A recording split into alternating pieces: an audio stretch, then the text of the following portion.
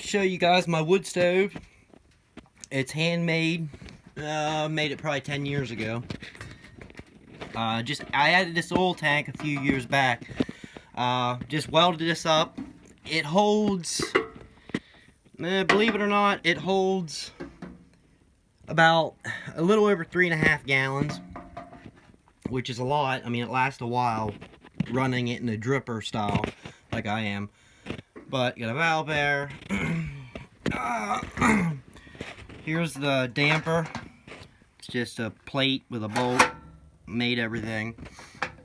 I can actually unscrew the bolt a little bit, and this will actually open up clear over here. So then it's like this wide, so it really gets the air in there when you crack it open. But now I got the bolt tight to where you can only open it about that far. Trying to conserve wood. Anyway, the door, or the glass, that is actually a bowl, like a cheap, like, what is it, Pyrex? It's an oven bowl from the dollar store.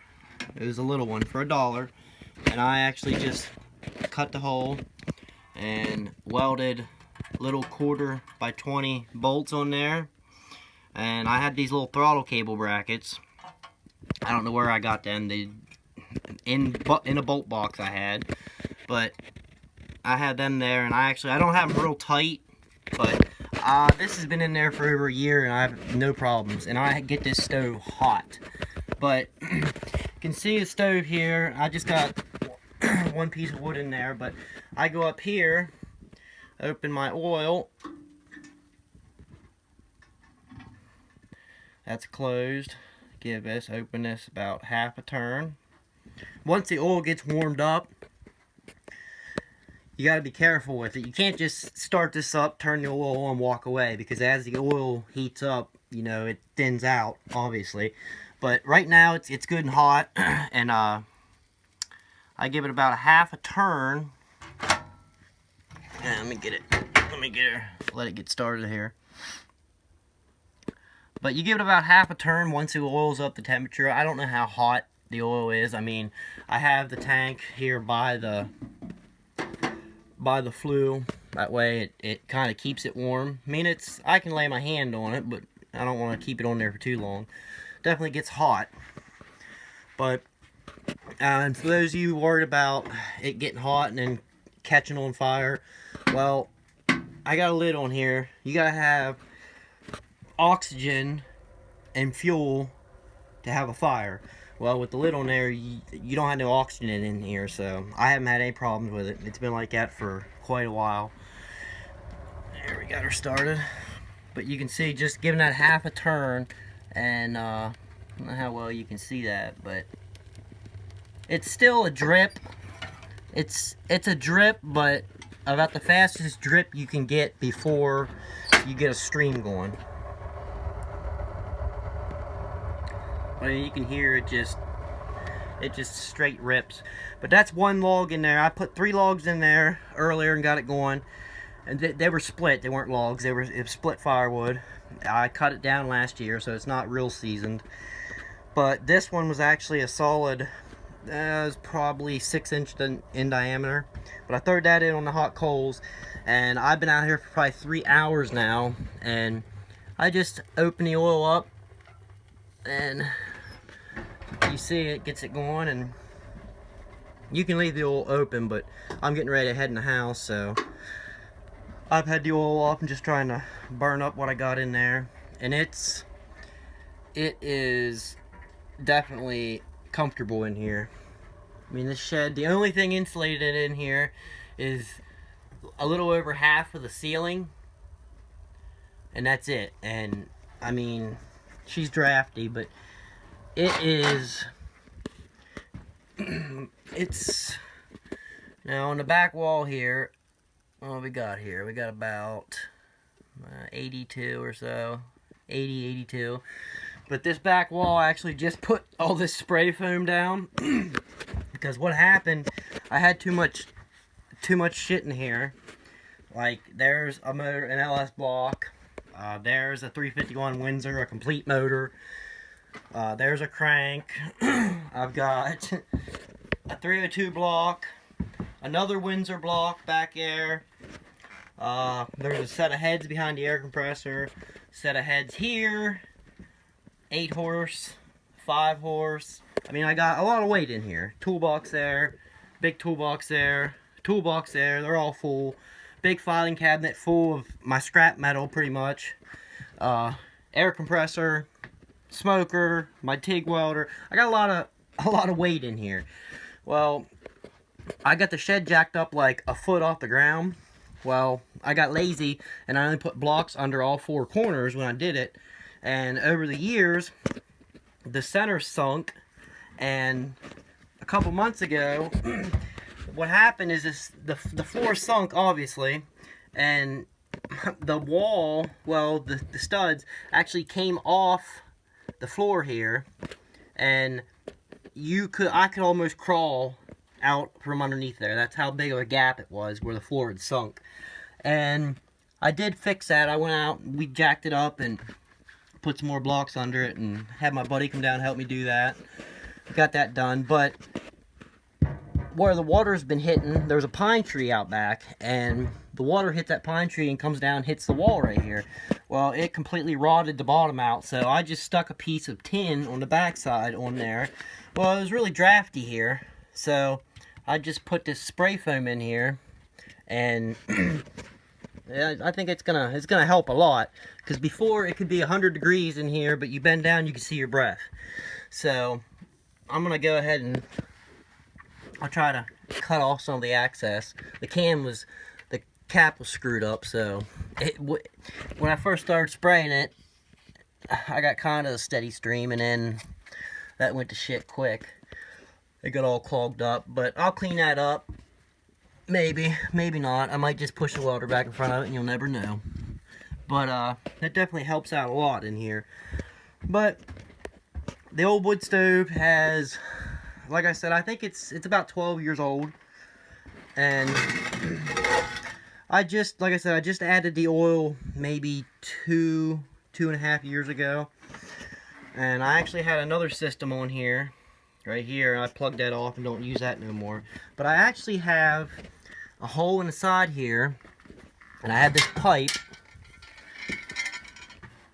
It's just black pipe. There's a piece of copper, 1/4-inch copper line that runs through the black pipe.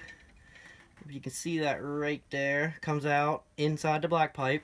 Well, this will actually go in this, pull that flange, that cover off. This goes in and bolts in there with them 2 bolts. Then this is actually sticking out the side of the stove. Well, then I just put this flange down here, and I took this off because I'm going to put a little bit bigger pipe on here.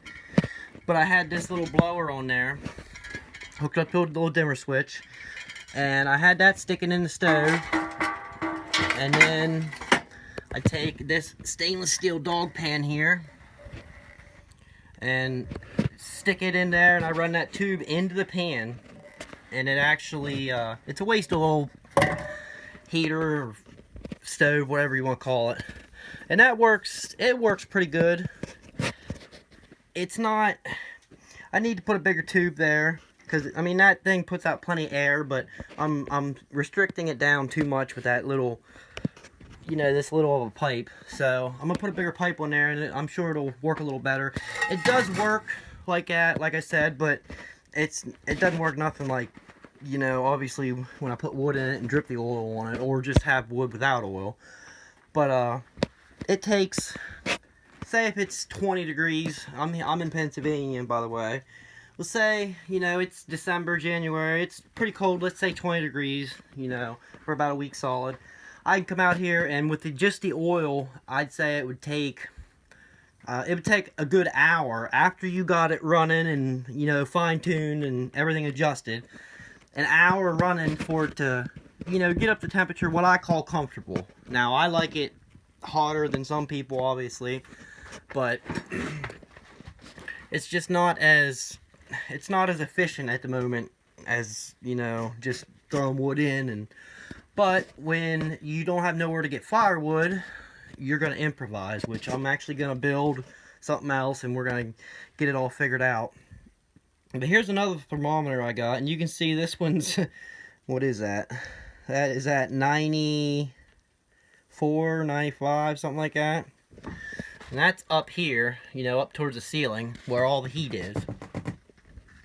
So hopefully this, I already know this is gonna definitely make a difference, because I can already feel it's definitely warmer, not as drafty. But, and I actually have outside here, I have this, and I'll show this in another video, but it's just sitting on there. This is actually an oil, like a dripper oil heater, waste oil heater. And let me get this over here so you can see it. I've tested this outside, but it's just a pan, and like I said, I'll show this in another video. But this thing gets so hot. I mean, I had all this glowing, the whole propane tank glowing red, and I put these 3 tubes in to put a fan and all that. But this was originally going to replace the wood stove, but the wood stove's definitely a little much for this shed. The shed's like a 12 by 18 or something, and the wood stove, the way it heats it up, with how hot this thing got, there's no way. That's just, it's way too much. So I'm actually gonna, like I said, I am gonna put that blower on there and get this, you know, fine-tuned. That way I can run just straight waste oil, which I can get pretty much unlimited supply of it.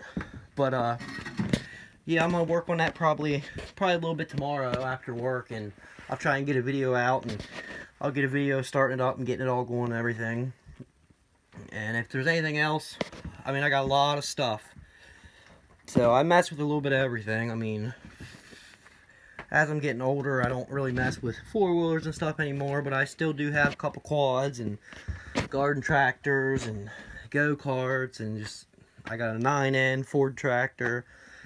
I got a bunch of shit, you know, 10 vehicles, Ford trucks. I got a turbo Fox body, an LS swapped Fox body that I built last year. It's actually my my new turbo, well, the compressor to it, and that's actually replacing this guy. This is the old tried and true eBay GT45, and this, I mean, it made good power for what it was. It was, I mean, it was built on a budget, but had a little extra cash, so grab that turbo. That's a billet wheel, and it's a lot bigger and a lot better, make a lot more power. So yeah, if there's anything else you want to see videos on, just let me know in the comments down below. I'll try to start and make some videos. I'd like to make videos, but I have a hard time deciding what to make videos on. I do so much stuff. I mean, I might be working on like somebody's four-wheeler one day, and then, you know, someone will bring their truck down, and I'll be pulling the transmission out of it and rebuilding it the next day, and I'm all over the place. But I would definitely film some of that stuff if you guys would like to see that. Like anything from, you know, building motors, you know, small block Fords, to LS's, you know, waste oil heaters. I got a lot of parts for a 5-horse flat top Briggs & Stratton. You know, I got one of them out back on my mini bike, and I built up and ported it. I made a custom intake and put a Mikuni 26mm carb on it, and like I said, I'm into a little bit of everything. So, but yeah, like I said, leave a comment below anything else you'd like to see, or if you have any questions. And like I said, I'll try and get a video up of this stove once I get her modified and working good.